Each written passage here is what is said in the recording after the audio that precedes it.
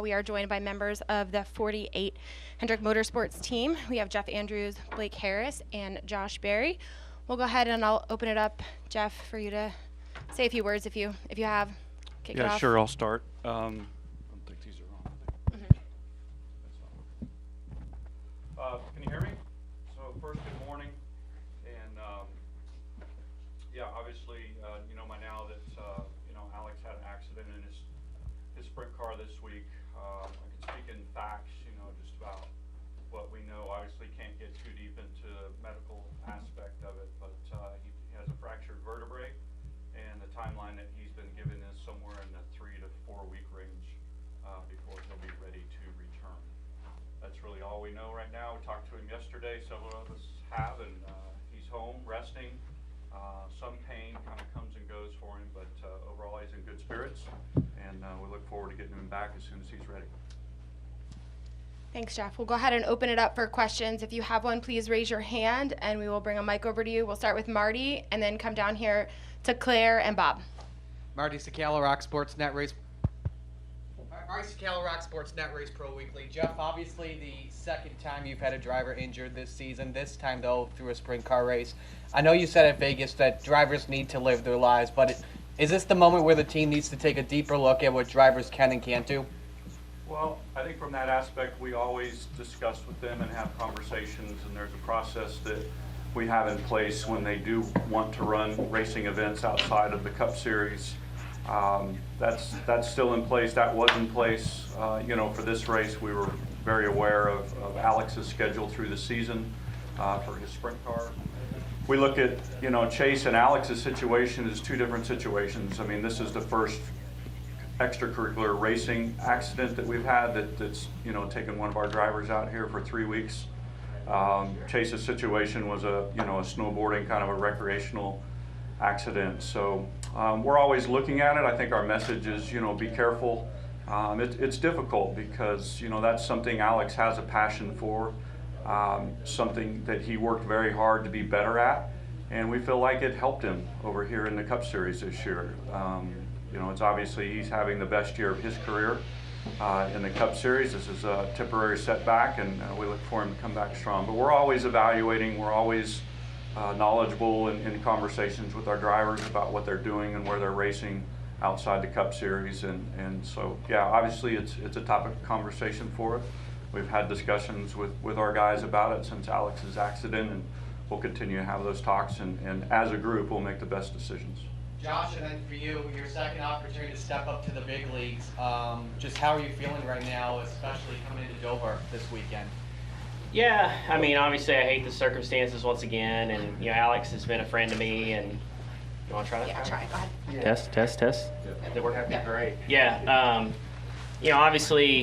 obviously it's like I said, it's a difficult situation to step in again. I hate that for Alex, and Alex has been a friend to me over the last couple of years, so you never want to see anybody injured like that, but the reality of it is I feel a little bit more comfortable than we were sitting in Las Vegas, having a relationship with everybody at HMS and working through a handful of races with the 9. So, I'm ready to go today. We have a great opportunity in the Xfinity race today. I feel like with our 8 car being the defending winners, and we're gonna stay in the present and race these 2 races this weekend, see how it goes. Thanks, guys. Claire. Claire B. Lang, Sirius XM NASCAR Radio. I'd like Blake and Josh to talk about this. So the 48 car is good at Dover. Jimmy Johnson and then Alex Bowman. Josh, you're good here in Xfinity racing. What realistically can you expect? And Blake, putting a different driver in the car, can you carry over the things that are so good about the 48 at Dover? Yeah, I think all those things for this weekend, right? This company has a great history of success here, and in the 48 car alone. So, Josh, we got him right in the simulator Wednesday as soon as we knew something. I mean, within 2 hours, I think, of him knowing, he was able to hop in for us. So, and statistically, he's probably the best guy here. He's only had a handful of races, but I don't know that he's finished, worse than second anywhere here. So, certainly the easiest fit and to plug in, and it's still, he's got a handful of Cup races, right? And we're gonna take the approach this weekend to kind of steady as it goes, and let him get comfortable and get up to speed. Fortunately, we're going to get practice and qualifying today, so less nervous from the standpoint of having to throw him straight into the race. So, yeah, I think with his success and the history of the 48 and HMS altogether, I think all those things are the best situation we could be in with what we've got. And Blake, can you talk about this particular racetrack and the comfort you feel here or stepping into? Actually, I'm talking to Josh. Blake just talked about that. But Josh, can you talk about the comfort of coming here in the 48 car and what you maybe can learn from all of their prowess at this track? Thank you.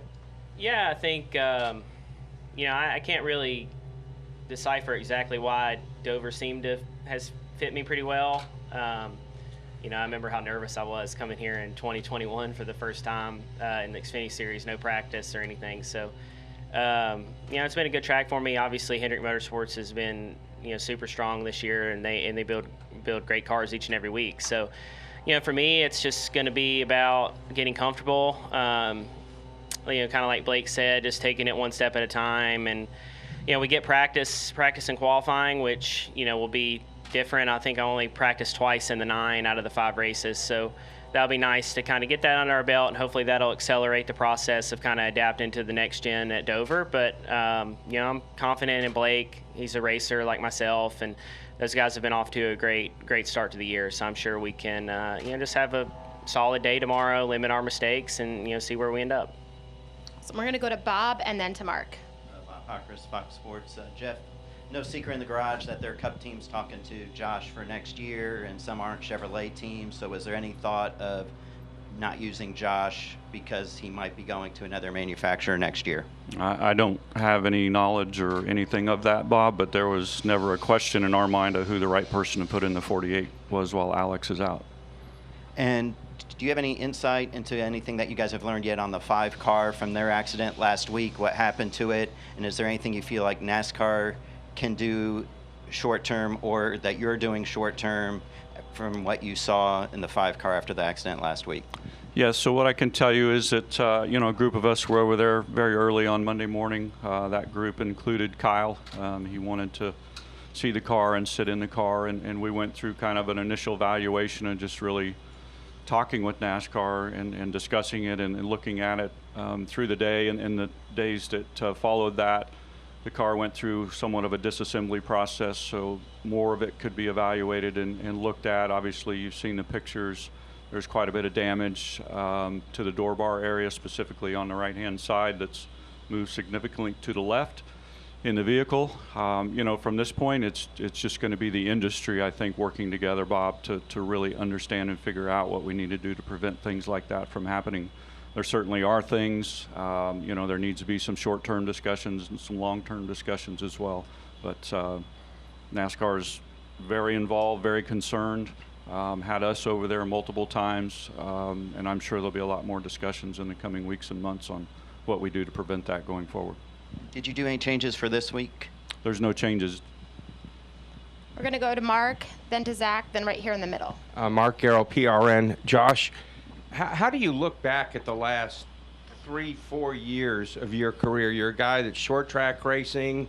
Certain things happened there that didn't go so well, and you start an upward thing. It's kind of, if a travel agent would not book this kind of a trip. So how do you look at your career the last 3 or 4 years, and here you are running now the Cup Series?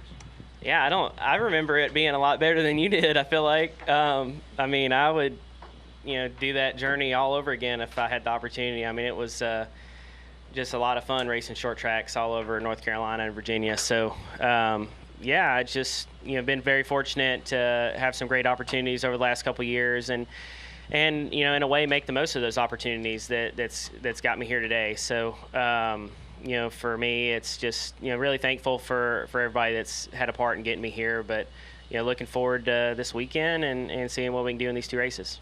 You take pride in the fact that you seem to be able to deliver when you get those opportunities. Some guys aren't able to. You've been able to kind of push through a lot of times.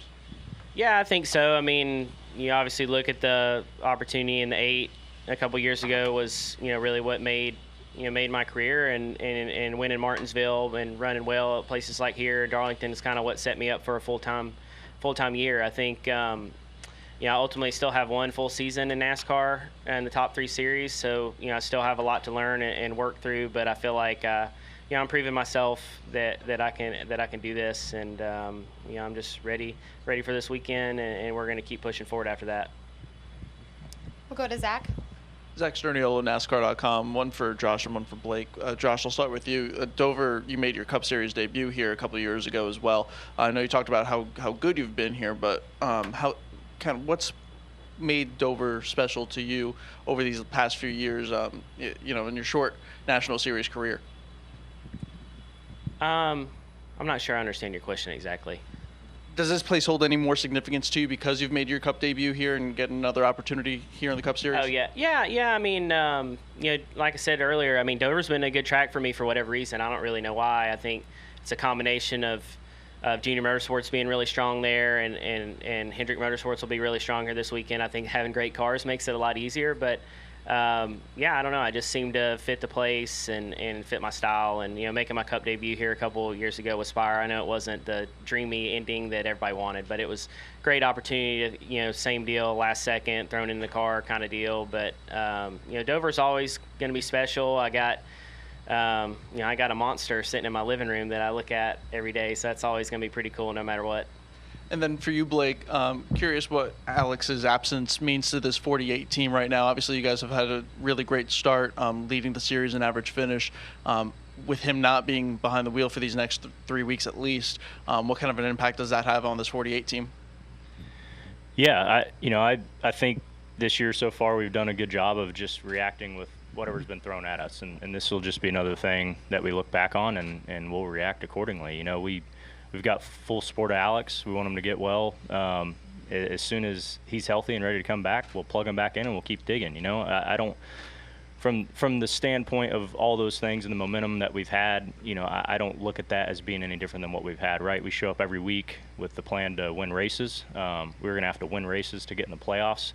If we're leading points, we're planning on winning races. So when he gets back, we'll have to win races and we'll get ourselves in good position to make a run at the title. So I don't see that. We look at it as anything different than just another bump in the road here that we've got to get across, and we'll go do the best that we can here for Josh and for 48 team and HMS the next few weeks. And when he's back and ready, we'll be ready too. All right, we're going to go right here in the middle. Steven Stump, frontrush.com. This is for Josh.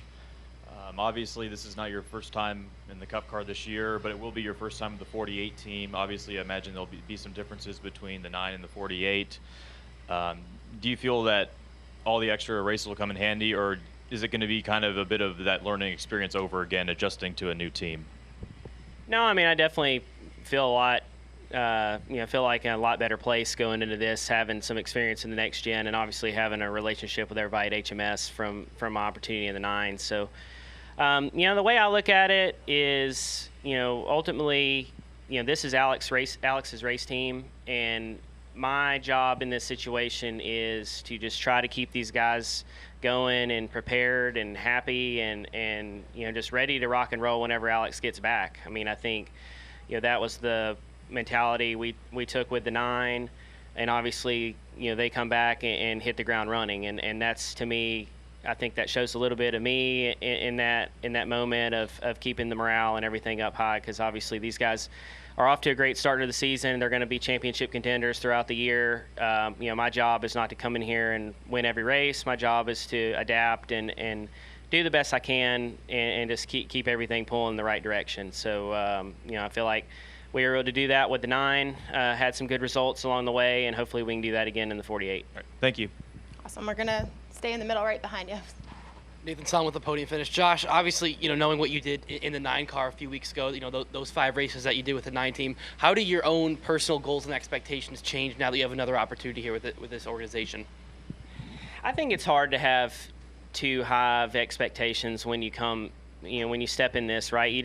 Cup racing's hard. These guys are great. I mean, they're the best of the best in the world racing here at these tracks. So I don't really think it's even fair for me to come in and say, to have really high expectations. I think my expectations are of myself, which is to give, the best effort I can each and every week, to be prepared to drive the race car and do the best job I can in the race car to limit my mistakes and be there at the end of the race, right? I think we saw, it reminded me a lot of my opportunity in 2021 with no practice or qualifying. You know, we kind of took the mentality, we kind of just wouldn't even worry about the first stage, really, right? We would just adapt to the car and try to use the second half of the race to, use strategy or whatever we could to get up front and get the result that we wanted. So I think it's a similar aspect, learning this new car and a new team. But these guys are great. That's what I learned the first time around. These guys are amazing to work with and super, super smart. So I think we can hold our own. We are going to go to Davey and Bob and wrap with Claire. Davey Siegel with SiriusXM and Racer. Josh, from the first time that you ran double duty, which I think was here a few years back, to when you filled in for Chase to now, how has your kind of weekly process changed in terms of where you focus your time, your effort, your mind, all those kinds of things in terms of ensuring that you do your best for the Hendrick Motorsports group, but ensure that Junior Motorsports is not really affected in that process? Yeah, obviously in the first go around a couple years back, it was COVID related and kind of last second, so there really was little to no preparation. Reality, I think, I remember back on these opportunities, I would say it's probably, I was notified maybe a day before we left, right? No time to really prepare for much. But working through the last month, it's been a lot to manage. Obviously my primary focus is running for the Xfinity Series Championship with my 8 team. But I tried to be present as much as I could with everything at Hendrick Motorsports and not leave anything on the table personally that I felt like I could have done to be better prepared. And I think we did that. So, really, you can only do so much in a week. It was definitely a challenge trying to manage all that, but it's been really important to me to be present with those guys, but also stay, really present and involved with the 8 team and make sure that those guys don't feel like that, we're leaving anything on the table there either. We'll go to Bob and then take a final question from Claire. Bob Pockris, Fox Sports. One more for Jeff. How much does the fact that there's only 20 minutes of practice weigh into the fact of letting other drivers do other things, the fact that they're not on the track as much as they used to be in the past? And what do you feel like they get by racing either sprint cars or a dirt late model or anything like that they can't get either in a simulator or doing something else? I think, first of all, from a relationship between the racetrack and a simulator, I think I've not ever sat in one, but any of our guys will tell you that it's completely different. I mean, the simulator is close. Specific to this series and the cars they're driving, but just, the racing in general, and some of our guys just enjoy that involvement and that hand-eye coordination and those continued reps, whether it be in the off season or through the regular season like this. It's just that they'll tell you it's something that helps them.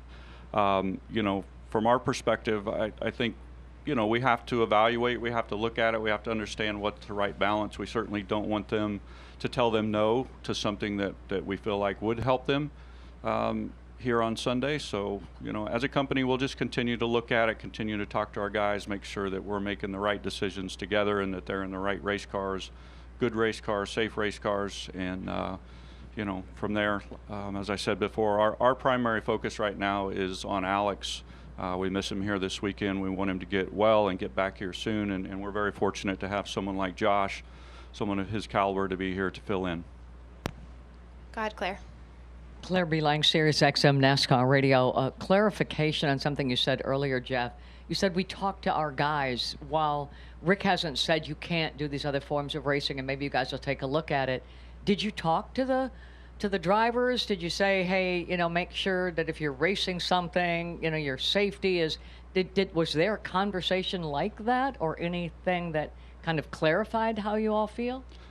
Whenever, our drivers come forward with schedules for, extracurricular racing and things that they're going to do, as I said, whether it be, the Chili Bowl in the off season or, moving forward with, William's been running a late model, and of course Kyle in the sprint car series and Alex, those schedules are reviewed, and the message from Mr. Hendrick is, I don't want to stop those things, but be careful and understand what's the most important thing, and the most important thing for Hendrick Motorsports is the results here on Sunday. So we'll always keep that at the top of the list. Again, we may take a look at this. If this happens again, we will have to. But for right now, there's not going to be any changes to our policy other than just to be cognizant. The most important thing is results on Sunday in the Cup Series. And when you said the schedule is reviewed, do you ever say, we wish you wouldn't do that one, it's at that track, it's too dangerous? Do you ever say no, or is it mainly you're allowed to do this? Do you ever see things and say, So it goes through a review process if there's something added. The track, we don't really have a knowledge of the track safety or things like that. You know, it's more we want to make sure the sponsor's okay with it. You know, in Alex's case, we need to make sure Blake and the team is okay with it, and it fits the weekly schedule, and it doesn't interfere with something, again, that's going to affect the results here on Sunday. thank you? All right, thank you all for your time. Good luck this weekend.